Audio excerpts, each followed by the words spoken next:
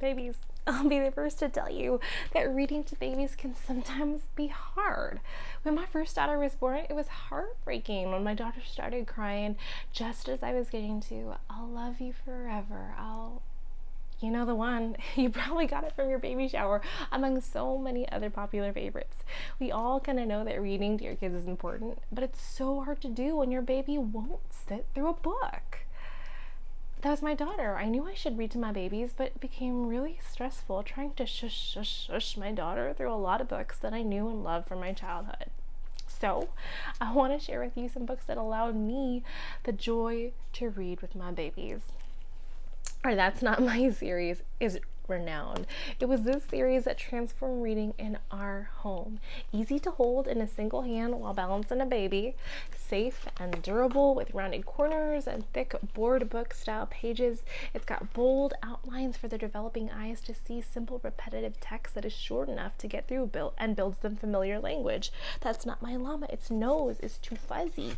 That's not my llama, its tail is too hairy. They're great for babies and school-age kids. They love the textures for the sensory development as their brains are expanding, and slightly older kids enjoy the experience of building confidence. With over 50 titles, there is enough to match any nursery. Any of our fold-out books are perfect for baby shower gifts because babies can use them from day one. They're great for popping up in the diaper bag so that baby can do tummy time and work out while you are, or while you're preoccupied with other kids or cooking or mom's groups. They're basically perfect. They've got that accordion fold so they can prop up with high contrast images, and they grow with your kids so they can learn numbers, colors, nursery rhymes. Our very first playbook and finger trails books are fantastic. They got plenty to look at with, and our babies will be hooked. There are things to touch and feel. They've got eye-catching sparkles, fun finger trails for motor development, and some fun flaps to peek behind. It's completely non-threatening to baby bedtime. You can take it one page at a time without pressure to finish the story. Our Little Peek Through collection is adorable. These compact books have sturdy pages that take you on a rabbit chase, trying to find every little animal on each turn. They're so cute with little cutouts that keep you guessing if you've actually found that little animal, along with finger trails for little fingers to follow, instilling that left to right reading movement from an early age. These little books, Little Leaves and Little Waves, are easily going to be a favorite. With a button closed loop, they're easy to attach to car seats and play seats, that you always have something handy for baby without having to worry about it falling off during a drive. The worst. They're soft and crinkly, which makes them easy to grab for babies working on coordination, and they're safe for little teethers. My first 100 words. Any of these mini chunky board book collections that come in a compact case with that oh so satisfying magnetic closure. These are brilliant. The chunky pages are great for tiny little fingers and have words that build vocabulary for everyday things.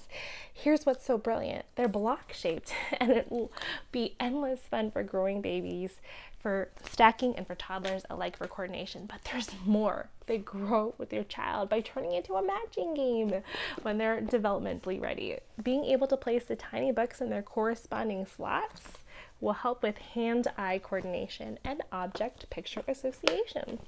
Find the duck.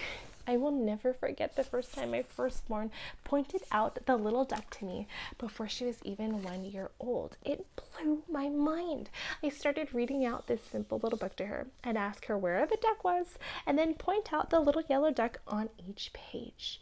And I figured it was worth giving a try, but then one day her tiny little hand reached up and pointed out the duck. I tried another page, and sure enough, she found him. My heart burst wide open with pride in that moment. My baby was a genius. Trust me, that moment is priceless, and you will never forget it with your babies. Plus, you get the bonus Seek and Find pages at the very end. If you want to up your children's book game onto Find the Duck, Poppy and Sam's Farmyard Tales is a dual reader that has 2 lines of text, one on top and one on the bottom, a short line and a long line. So if you're having one of those nights where a baby is getting fussy during this story, go with the top line and the story will make perfect sense. On the great nights, read both lines for a more detailed story. This is a great collection of stories. Dual readers also are great if you have children of varying ages, where the bigs can read to the littles in a shared reading experience utilizing the different levels of text. Plus, in every Poppy and Sam book, you will find that same little yellow duck is on every single page. Counting Through the Day is a lovely rhyming picture book with beautiful watercolor style illustrations. It has a simple storyline of counting through the day with rounded corners and is resistant to tiny fingers and tears with laminate style pages. Take your kids through the pages, pointing out 5 broody hens and 10 flowers, all the way through millions of stars before you tuck in to bed at night. Finally, Animally, any of the sister books to this, Americanly or Also an Animal. With those same laminate style pages, it's another sweet picture book that tells your little ones how loved they are, using adverbs related to all kinds of animals, not your typical animals, thus exposing them to more words and more vocabulary. I hope you found something yourself equipped with plenty of resources to conquer those bedtime routines and getting your babies and yourselves to love the process of reading together without the stress. Now tell me, what are some of the things that you do for your bedtime routines?